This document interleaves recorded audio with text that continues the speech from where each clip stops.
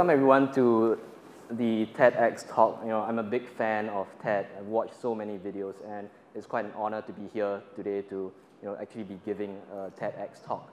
So today, what we're going to touch on is a fairly controversial topic, which is what I believe in and not following your passion if you want to succeed. This is definitely not a very popular angle that you see in the newspapers and all, and I'll go a bit on why is that later. So a bit about myself, thanks to the introduction. I'm a food writer, entrepreneur, and a food consultant as well. I own a retail store in Jurong Point that sells milkshakes. The name is called Milkshake, and I'm also a food writer. I've contributed articles to Singapore Business Review, Hungry Go Where, and various other places. So this is briefly what I do, but enough about me.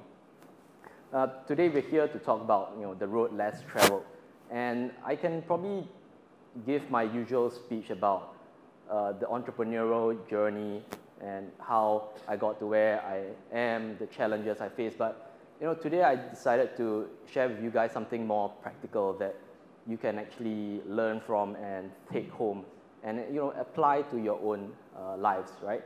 So we're going to touch on passion. So you see in the mainstream media all the time, from the late Steve Jobs to Richard Branson, right? They always advocate that you need passion in order to succeed. And this is a very dangerous ideology, and sometimes it can be quite misleading, especially coming from these famous and successful entrepreneurs. So why does the media always highlight this passion bit, right? Because this is what sells newspapers. There is no more interesting headline than the banker that earns a 5-figure salary quitting his job, going open a chicken rice stall. These are the kind of headlines that will sell magazines. But I find this concept very over-sensationalized and can be quite misleading to a young entrepreneur's path, right? So for myself, I have a lot of passions as well. I like sleeping, I like food, eating, I like watching anime, I like playing games. But if you look at these individual things that I like or love, how many of it can actually become a successful career path, right? The successful people that have such niche abilities are far and between. And not to say that it's not possible. There is always that rare case, right? You have your competitive eaters, you have your professional gamers, and even for anime, I'm pretty sure there is a professional anime watching job quality controller guy somewhere, right? So, but how many people are there that can actually achieve such niche specialties, right? So this is why I believe having a single passion is not going to get you very far. I'm going to introduce 2 examples. Eric von Markovic is a very successful pickup artist in America, and he's also been featured on The Game by Neil Strauss, right? So he initially started as a magician. He had a very big passion for magic, and he would go to the stores and buy the latest card tricks, the latest gadgets to perform, and then he would read up on new magic tricks to do to his friends. He would do small gigs in pubs and clubs, but his career as a magician never really took off because he just wasn't that good. Now, Eric also had another problem. In his youth, he was pretty unpopular with girls. So, as a result, that actually drove him to read up on human psychology, especially in the female psyche. And he put this skill set together with his magic tricks and turned it into a whole routine and turned it into a whole pickup industry. So, now he's a very successful dating coach and consultant. He charges like thousands to attend his workshop just to hear him talk about how to, go on a date. So this is a very interesting pickup line that you can use, right? Like, oh, on my next magic trick, I'm going to make you fall in love with me.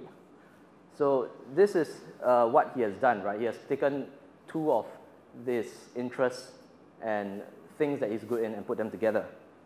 So on my next example, we have Scott Adams, also known as the creator of Dilbert comic strips, right?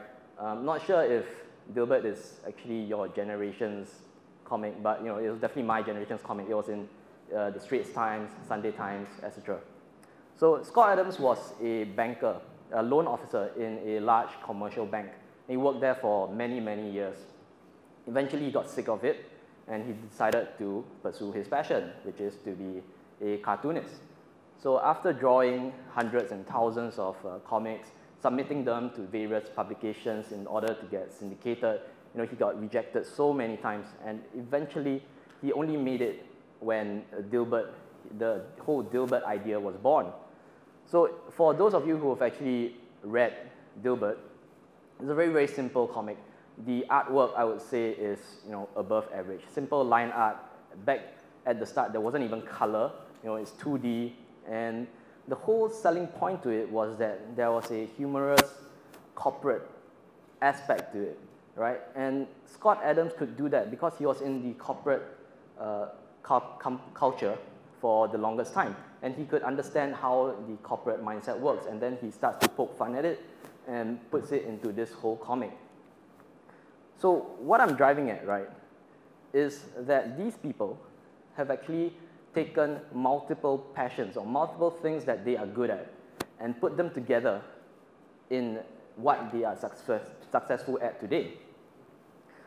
So I would say forget about a single passion that you are that interested in, because unless you are born a prodigy or a genius, right, not all of us are going to actually make it in what we are interested in. You might be interested in music or drawing, but how many of us are actually that talented, right? You'll probably have to be in like the top 5% of your industry to actually have a sustainable living out of it, or to take it further in society's standards to be a success, right? So for the rest of us, I would assume we are all more mass majority than the special ones. It's actually easier to pursue different skill sets and to be good at them. I would say you probably have to just be above average at like top 30% as compared to the top 5% in different skills. You put them all together, and you can get a successful area of specialty, right? So all this, what I call it, is called layering your skills. Put together all your skills. What are you actually good at? And you want to put them all together on top of each other that complement each other, right? And that will actually give you better results.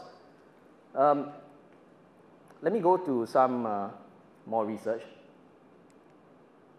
Oh wait, I missed it. All right, sorry. So layer skills. Let me talk in the perspective of a student, right? I used to be a student also, surprise.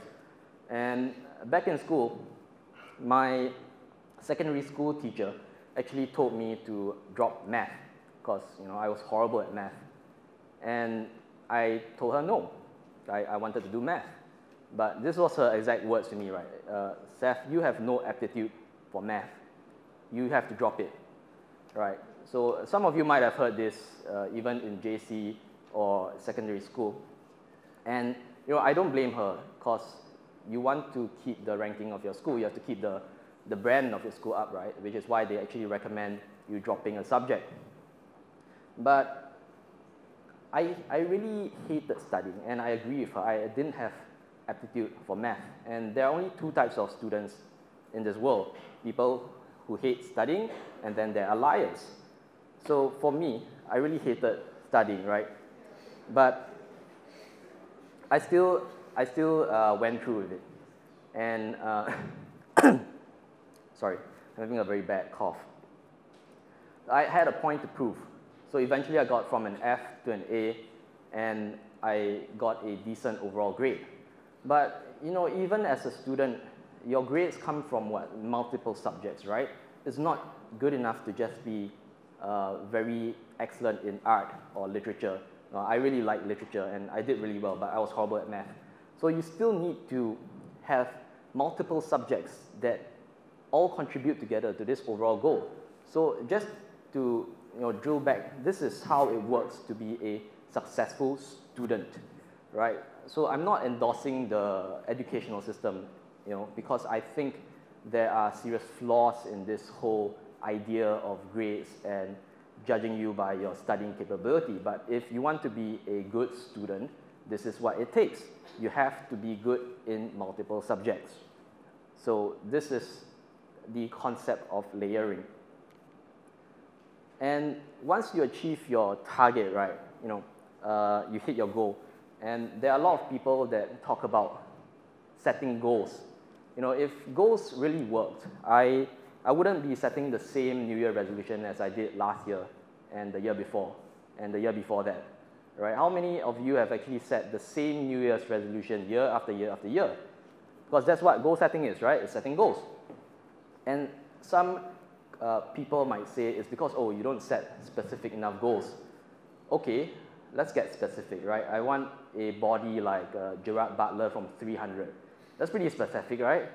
But how are you going to achieve that body is the question that you have to ask. And the answer to that is to actually have systems and not just goals. I believe having systems and things that you do every day is more important than actually having goals. So for myself, as a food writer, what I do is I have a system for writing. I write 3 articles a week, and very specifically, one on Monday, one on Wednesday, and one on Friday, right? It's the same thing for students as well. You need a system for studying, and probably for most of you, you unconsciously do have a system, right? Every day, 1 hour, 2 hours before your exam. And this is the key point. So R.J. Andrews actually did research on previous successful people like musicians, you have writers, entrepreneurs, you have psychoanalysis. And this is what he found. He found that everyone actually has a daily routine that they go through, right? So, you see Beethoven over here, he wakes up, eats breakfast, and then he puts in a good 7 hours to compose his music. And then after that, he goes for dinner and exercise, and goes socializing, right? This is Beethoven. And then Charles Dickens also, a famous writer. Same thing, wake up, breakfast, write, exercise, and then go for dinner and socialize. Mozart, another famous musician. And, for him, it's a little special. He even has like a time set aside, like to court his wife, courting Constance. Yeah, so I mean, that worked because he eventually married her. So he even has a system for that. And Sigmund Freud, the founding father of psychoanalysis behavior, right? So this is severely unbalanced work life, but the point is that he does set aside time to write research and do his work, and this is what he does every single day. So just to go a bit more in depth, right, in what to do, right? You can't just say that you do something. Let's take the example of gymming again. If you have a friend that tells you, oh, I go to the gym 5 times a week, right? But I'm still fat. Why? It really depends on what you do in the gym, right? If you go to the gym and you watch TV, you look at girls and the hot hunks, and you lift the weights that are meant for hamsters, then you're not going to get the body you want, right? But if you actually set aside the specifics of lifting, say 10 reps of 4 sets of bicep curls at a proportional body weight, every alternate day for bicep curls, right? After a year, you're eventually going to have arms like Popeye, right? So it's not just about what you do, but how do you do it? And this all goes back to having a system. So back to the whole point of my talk is that systems create success, and success makes passion, right? I believe that it's more likely that having mild success, even just a little bit success, creates more passion for you to keep doing what you are doing. And instead of the other way around, that a lot of entrepreneurs and a lot of speakers will advocate to you that passion causes success. No, I believe it's the other way around. As another of my own stories, right? I'm a food writer and also a food consultant. I have to be marginally good at certain things, like my palate. It has to be above average, right? I need to be able to taste and describe things. I need to have decent writing ability. I also need to have a certain eye for design, especially in food photography. So these are all my various skill sets. But I wouldn't say that I am excellent in each and every of these skill sets that I have, right? I'm definitely not a professional photographer. I'm not a professional food taster. I can't taste and tell you that, oh, this chicken came from Indonesia or what. I can't do that. But I can tell you that whether it's overcooked or undercooked, right? So, in fact, for food writing, right, I do a lot of food writing. Go to a lot of restaurants and eat food, and then I have to write about it on reviews. I enjoy writing. Don't get me wrong. I enjoy writing, but the rate that I have to do it is not very enjoyable to me, right? I prefer to do it very leisurely, like maybe once a week kind of thing, or once in 2 weeks. But I still do it, even though I sometimes even dread writing after the food tasting, because it's a lot of work. I have to sit down, I have to compile all the data, I have to edit the photos, put it in, I have to write and research on the menu, the pricing, give some background on the restaurant. So it's a lot of work. But why do I still do it? Because I'm successful at it. I'm pretty good at food writing.